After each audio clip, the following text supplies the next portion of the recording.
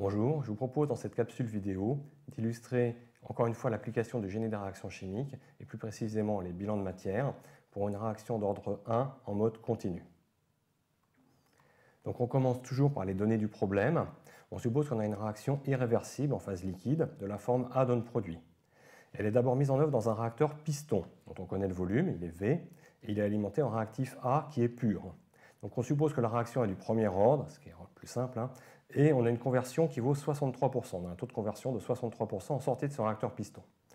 Et donc la question, c'est quelle serait la conversion dans un réacteur parfaitement agité continu de même volume V pour des mêmes conditions d'alimentation. Et puis ensuite, quelle serait la conversion dans un dispositif constitué d'un réacteur parfaitement agité continu de volume V sur 2 suivi d'un réacteur piston. Donc on parle de dispositif série. Donc on va commencer par analyser les résultats obtenus en réacteur piston. Donc le réacteur piston il est schématisé ici, en général c'est un tube d'assez faible diamètre et de grande longueur dans lequel le mélange réactif s'écoule sans trop se mélanger avec les phases avant ou les phases après. C'est pour ça qu'on parle d'écoulement piston. Donc on est en mode continu, on va raisonner en flux molaire, qu'on note grand FA, c'est des moles par seconde ou des moles par minute. Et on utilise le taux de conversion de A qui est défini par cette relation, F1 égale FA0 facteur de 1 moins XA.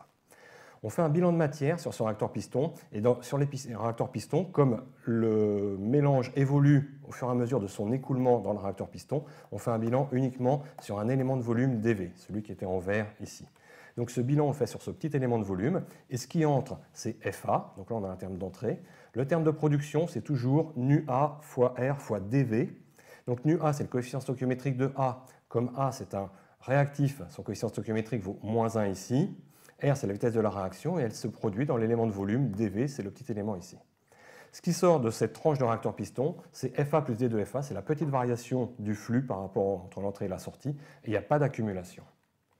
Donc ce bilan se simplifie relativement rapidement. J'ai moins RdV qui vaut moins FA0 D2XA, j'ai dérivé FA qui était au-dessus. Et donc reste à exprimer la vitesse. Donc on sait que c'est une réaction d'ordre 1, R égale K fois CA. Et CA, c'est la concentration de l'espèce A, c'est un flux molaire divisé par un débit volumique. Donc FA, c'est FA0, facteur de 1 moins XA. Et donc une fois qu'on remet cette expression de CA dans le bilan qui était juste au-dessus, eh ben, on arrive à une relation qui nous dit K fois FA0, facteur de 1 moins XA sur Q, ça c'était CA fois D de V, égale FA0 fois D de XA. Donc vous voyez, je fais apparaître ici directement D de V sur Q, c'est la variation du temps de passage, taux. Et donc, à partir de ça, on peut intégrer cette relation et on obtient que K fois D taux égale D de XA sur 1 moins XA. La partie de droite s'intègre relativement aisément, c'est un logarithme, et celle de gauche ne pose aucun problème. On obtient comme ceci le temps de passage. Donc on retrouve une expression qui est ici, qui est assez classique pour des réacteurs pistons, pour la mise en œuvre de réaction d'ordre 1 dans un réacteur piston.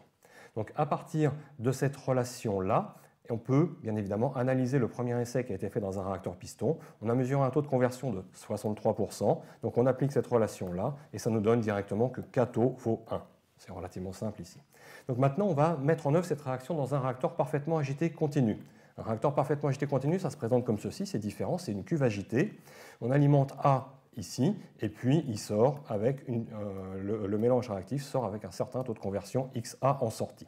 C'est un réacteur parfaitement agité continu, donc toute la composition est homogène dans ce réacteur parfaitement agité continu.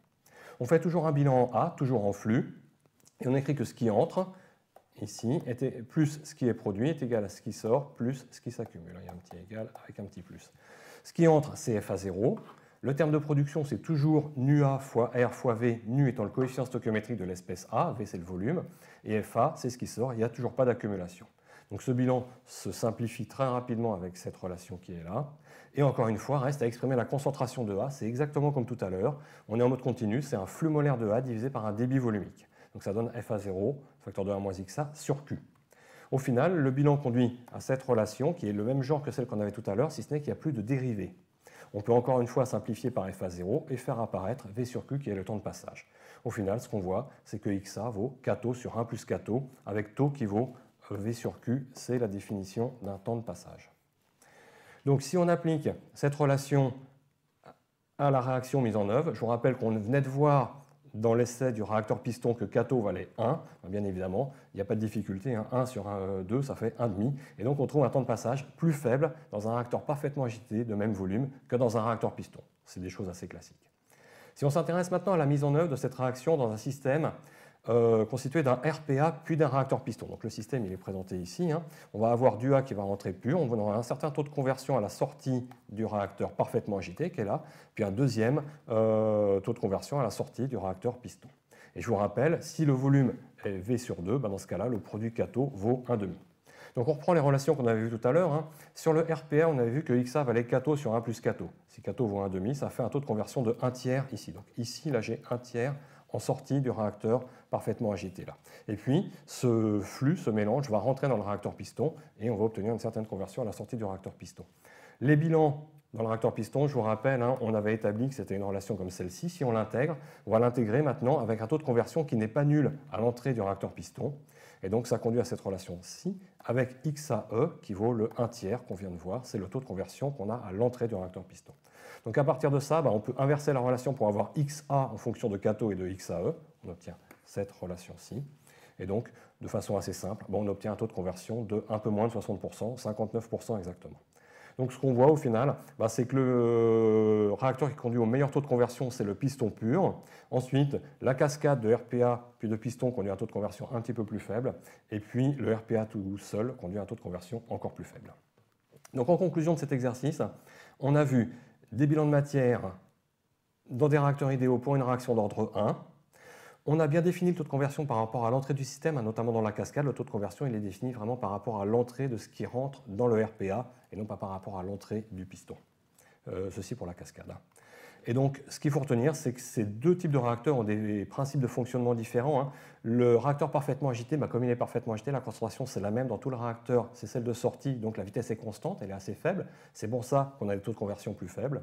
Au contraire, la vitesse elle varie le long du réacteur parfaitement agité, ce qui permet d'avoir des productions un petit peu plus élevées, des taux de conversion plus élevés. Donc, ce qu'il faut retenir d'une façon très générale, c'est que le temps de passage est toujours plus faible pour des réactions d'ordre courant dans un réacteur piston que dans un RPA. Voilà, merci pour votre attention, on se reverra dans d'autres capsules vidéo.